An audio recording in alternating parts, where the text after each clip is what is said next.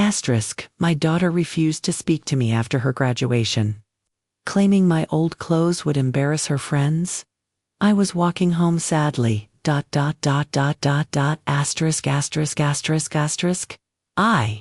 was walking home alone.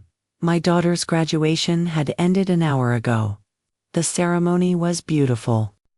She crossed the stage in that navy blue gown, shook hands with the dean, turned toward the crowdy end. Didn't look at me once. Not once. Afterward, I approached her near the fountain where all the families were taking photos. I'd saved for months to be there. Took 2 buses. Wore the best I had, a clean shirt, pressed slacks. They weren't new, but they were mine. She saw me coming. Her face changed. "Mom, please don't." "That's all," she said. Her friends were nearby, laughing, posing. One of them glanced at me, then another.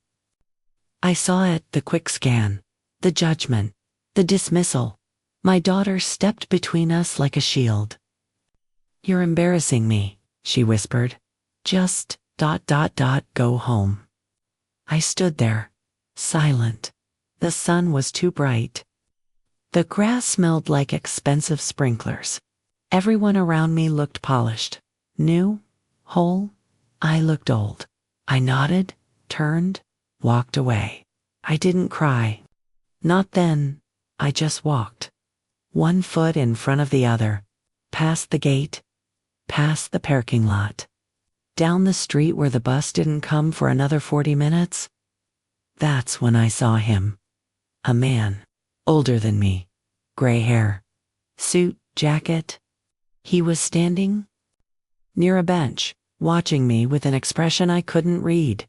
He stepped forward. "Excuse me?" I stopped. He held out an envelope. Plain, white. No name on it. "This is for you," he said quietly. I stared at it. "I think you have the wrong no." His voice was firm. "It's for you." Then he walked away. I stood there holding it. My hands were shaking. I don't know why. It was just paper. I opened it. Inside was a single photograph, and my heart stopped. It was my daughter, but not alone. She was standing outside a restaurant. I recognized the one downtown. The expensive one with valet parking. She was smiling, wearing a dress I'd never seen before. Something silt, something I could never afford. Next to her was a man, older, 50s, maybe. His hand rested on her lower back. She was leaning into him. There was a second photo beneath it. Same man, same daughter. Different day. This time they were getting into a car. His car. A black Mercedes. And beneath that a note, handwritten. "You deserve to know who's paying for her life." I read it 3 times. My breath felt shallow. My chest tight. I looked up. The man who'd given me the envelope was gone. I stood there on the sidewalk, clutching those photos, and felt the world tilt. I didn't go home. I went to a coffee shop, sat in the back corner, ordered nothing, just stared at the pictures under the dim light. My daughter had been distant for months. I thought it was school, stress, her senior year. But now I saw it differently. The new clothes, the manicures, the way she stopped asking me for money but always had enough. I thought she'd gotten a job. She told me she was tutoring. I believed her because I'm her mother, and mothers want to believe.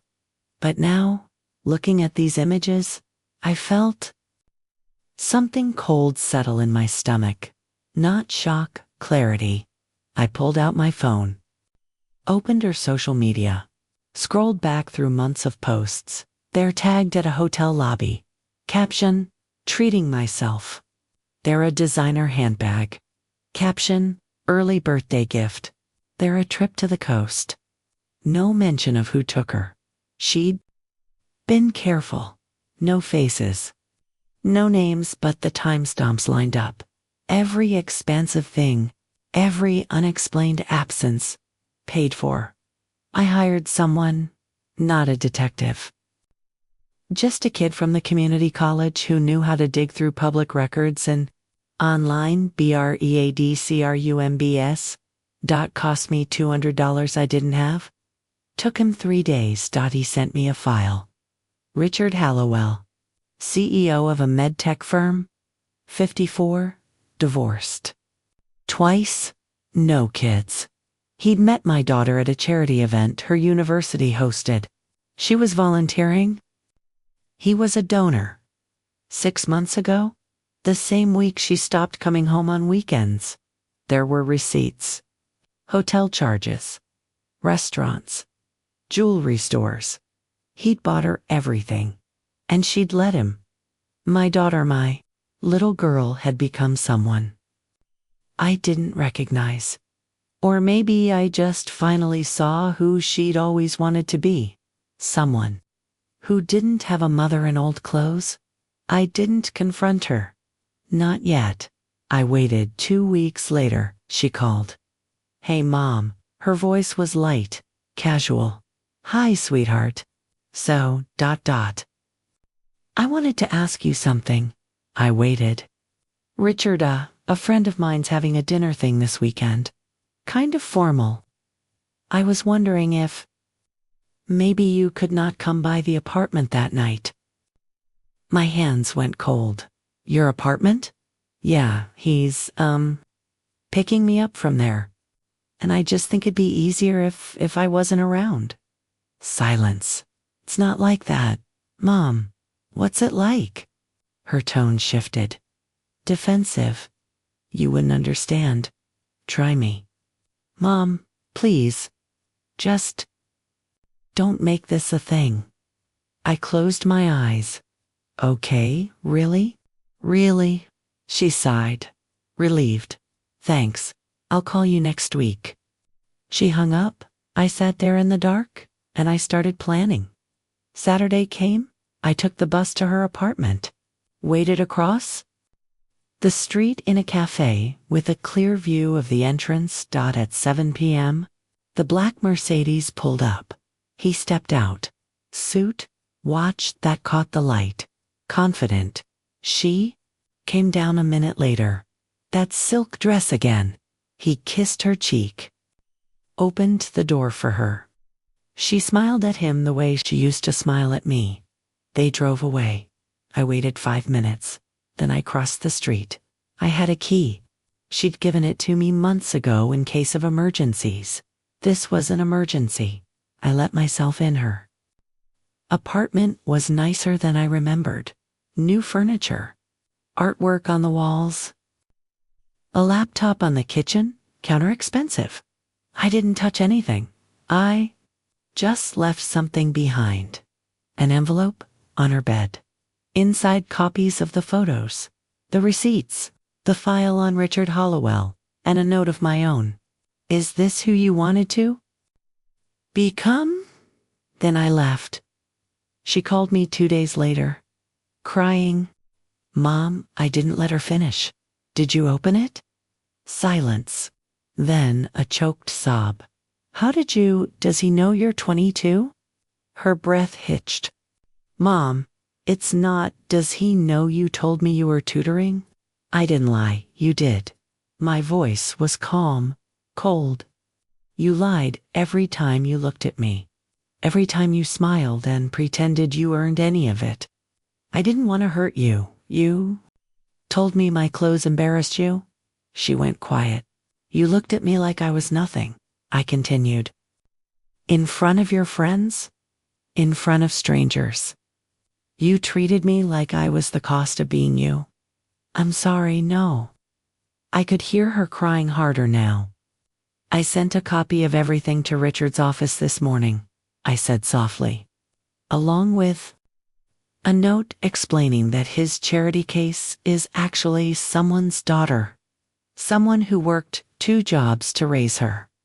Someone who sacrificed everything so she could have a chance. Mom, no? He called you yet? Silence, then a broken whisper. He blocked me. I closed my eyes. Felt nothing. Good, Mom. Please, you wanted a life without me in it? I said. Now you have one. I hung up. She called back 17 times. I didn't answer. 3 days later, I got a text. I'm so sorry. Please, I'll do anything. I deleted it. A week after that, she showed up at my apartment. I didn't open the door. She sat outside for an hour, crying, begging. I listened from the other side and felt something crack. Not my resolve, my grief, because I realized she wasn't crying for me. She was crying because her easy life had collapsed, because the man who paid for her stopped, because her mother, who she discarded, was the only one left, and I wasn't enough anymore. I never had been. I moved 2 months later. Didn't tell her where. Changed my number. Started over. Some people think that's cruel. I think it's survival. Because I spent 22 years building a daughter who looked at me and saw shame, and I'm not spending the rest of my life being her fallback plan. I still have the envelope, the one the stranger gave me. I never found out who he was. Maybe he worked for Richard. Maybe he was someone who'd been burned the same way. Maybe he just saw a woman walking away from her daughter's graduation alone and knew. I don't know. But sometimes I think about that moment. Standing on the sidewalk, opening the envelope, the way my heart stopped. Not because of what I saw, but because, deep down, I'd always known. I just needed someone else to show me the truth, so I could finally stop pretending. She still sends messages sometimes. I don't read them. I just delete and walk away.